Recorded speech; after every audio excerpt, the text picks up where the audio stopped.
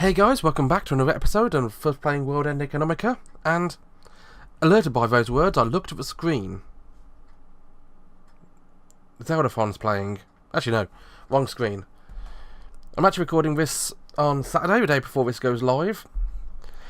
If you're watching this in the future, then you know this, but I'm actually watching Zeldafon at the moment on Twitch. I've currently raised $141,000 for the Wild Foundation. Fantastic thing. I don't think it'll be on when this goes live, but it's worth donating. They go live twice a year, normally at Christmas and June. Fantastic group of people doing good for charity. But yeah, I've just come back there because they're playing Zelda for charity. Worthwhile thing to watch them do.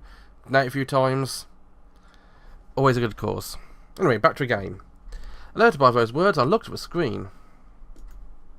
Hagana's program would decide what stocks were going to hit today, so there wasn't a reason to rush. In fact, I knew that waiting for a market to start moving and a bit of letting it recalculate actually improved a bit results.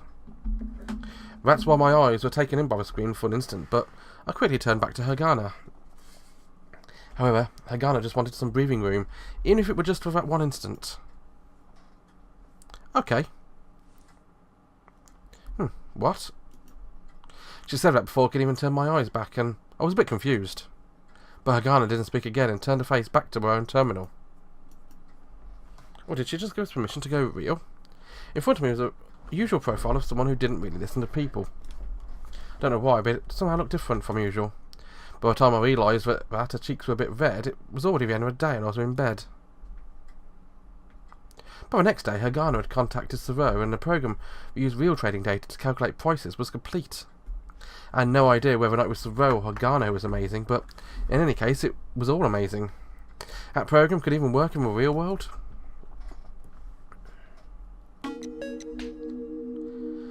Hagana's program essentially copied what I was doing, but it wasn't like me because it wouldn't get sick and wouldn't get dull when it rained. It would scan the entire market tirelessly every day and always come back with some kind of seed for profit. I'd give out water and care. When it sprouted, I'd harvest. On the fake market, in a week we went from 25 to 32 million moles. In the real world, 70,000 moles became 79,000. The reason why the gains in the real world weren't that much was because the simulation was more complicated, so the program's effectiveness was lower. Also, I couldn't bring myself to be that confident. However, Hagana's program did give me clues, and with those clues I could pry open my piggy bank. Hagana looks sad for some reason. Didn't I say it would work? After the first trade, I remember saying that to Hagana. Hagana was still acting like a kitten that had been teased and was still wary. Cute image, actually. I can really see Hagana as a little cat. When I ran away from home and started trading, I'd profited so insanely that I'd wondered repeatedly if it had all been luck. But I'd accumulated so much profit that I started wondering if the world really was that easy. Of course, at that moment we were moving sluggishly or marching in place. But I thought it was just a temporary thing. Hagana was basically listening to how I made decisions and then turned them into formulas. It wasn't making me obsolete so much as just handling calculations I couldn't do.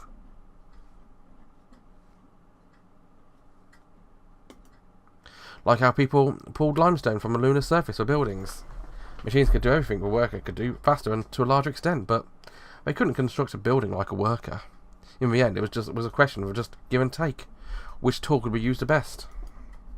Hagana said that she could create a program, but couldn't put it to use. I was the reverse. However, I also knew that Hagana's understood, but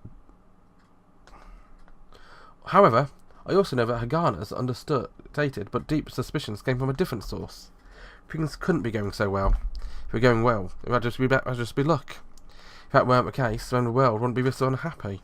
That's why, after the first day of trading ended, in order to help Hagana believe in a great success, I ran to a shopping centre and withdrew some money. I confidently said that I'd give Hagana 20% of all the profits, so I withdrew 240 moles based on the 1,200 moles of profits from that day. Then I shoved the 200 more bills, and we had 20 more bills at Hagana, who'd been glancing at the trading records. I wanted to show her that there were profits from the fake market. I wanted to teach her that her abilities in maths were something for solving problems on paper, but could also bring in money if used properly. Having 4 crumpled bills shown her, Hagana was so surprised she couldn't speak. Her face was so full of surprise, like she just saw a picture of food suddenly become real food. When she finally reached out with her hands slowly, she didn't aim to take them, but touched them like she was checking if they were real. This is... real? And finally she turned to me and asked. Her brows furrowed, looking at me as if I was hard to read piece of text. I didn't get angry or exasperated at her suspicion. I straightened up and nodded proudly. That's right, we made 1,200 more today. Not in a fake world, real one. Hagana stared at me and looked again at the bills. The crumpled things made weak crinkling noises as she touched them. Even then, they definitely existed, and if she used all 4, she could buy plenty of things. Maths could solve lots of problems on a desk, but cash could solve problems in life. Hey, you can buy something. Huh? The money you made teaching maths. All of it gave to Lisa, right? Do you have anything you want? When he asked, she apparently couldn't think of anything. With an extremely young and innocent look, she tilted her head and thought. When he went to ask Chris what sort of things Hagana liked, there hadn't been a good answer. That's because she's never really thought about it herself, has she?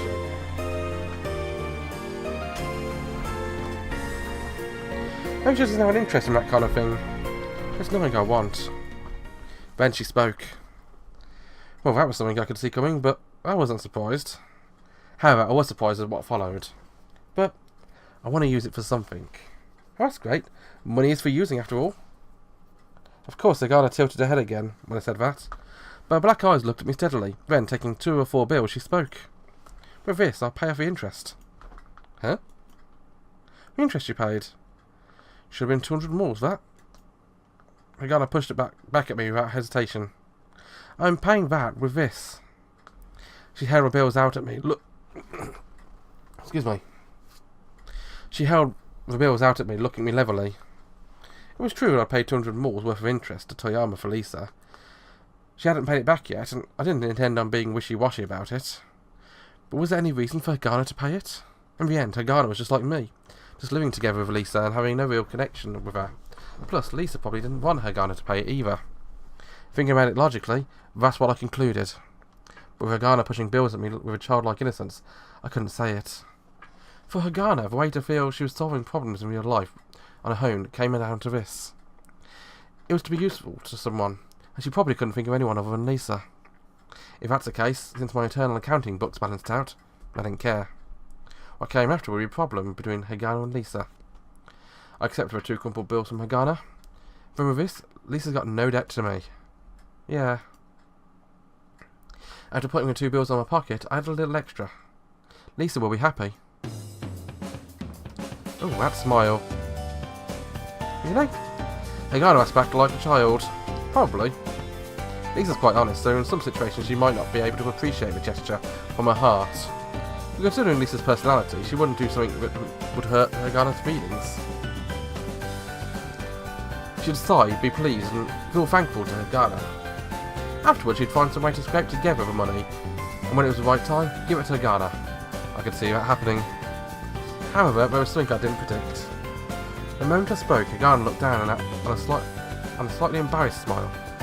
It was a truly happy and worry-free smile. She probably seemed embarrassed because she wasn't that good at smiling. Just like how you can't control your body well. If you don't exercise, smiling uses muscles in your face, so it's the same thing. Still, that's why I thought that smile was a wonderful thing. I've seen Hagana smile and relieved face before, but those are all just things that went as far as her softening sharp eyes. Right now, in front of me, Hagana was actually moving her face to smile. And that was undeniably cute. If I weren't paying attention, I might have reached out and touched it. Hagana smiled, bent down her head down, and took a deep breath, and breathed out. Breathing in and out, her slim body seemed even smaller. Seemed like she was exhausted after finishing some strenuous exercise. With a bit of a smile still on her lips, she looked wearily at the table. You're going to give me the rest? Of course, it's yours. She gave a small nod, took the bills, folded them neatly and carefully. From here on out, we're going to make a lot more. So much you won't have time to fold them. With Hagana's programming for my trading skills, that was an exaggeration. However, the smile from Hagana's mouth disappeared, and the face returned to its usual expressionless. She looked at me with eyes as cold as deep space, and she gave a small sigh. I don't think it would go that well. Oh, quiet, there's nothing to it. Didn't I say? It's not about saying how well it would go, but keep going until it works. Having to say that before I could, I was surprised, so surprised I was stunned. And a little small smile appeared in Hagana's eyes. My heart is beating really fast. For something like this to happen, I just can't believe it. Hagana put her thin hands on top of black clothing on her chest. Since her skin was so white, these small black hands... I'll rephrase that. Since her skin was so white, those small hands seemed like they were glowing softly in a sea of black. Hagana looked down a moment as if to bear through a pain in his chest. Eventually looked up. She had sharp eyes, but were just a little soft too. Even now they seemed like they might suddenly smile, and I felt something close to fear. Still, obviously, there was no way Hagana could be doing things like a cute girl would. But instead, with a friendly yet expressionless face, she spoke. Thank you. As if nothing special had happened, she quickly turned her eyes back to her terminal. What? She can be remarkably cute at times, can't she? Until she asked that, I'd just been staring at her.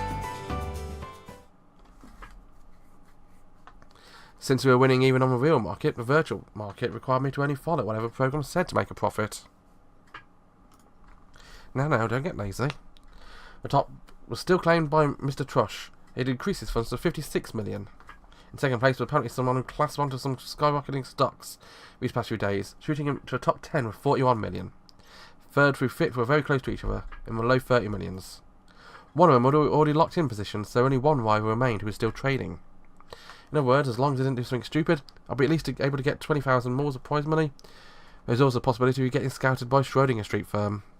The time I spent pondering that had gradually increased.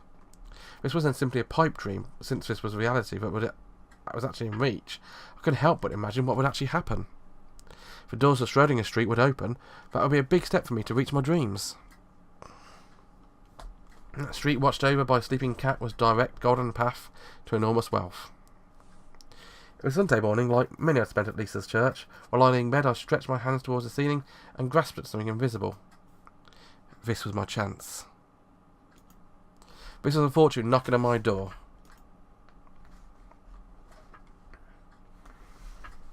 Huh?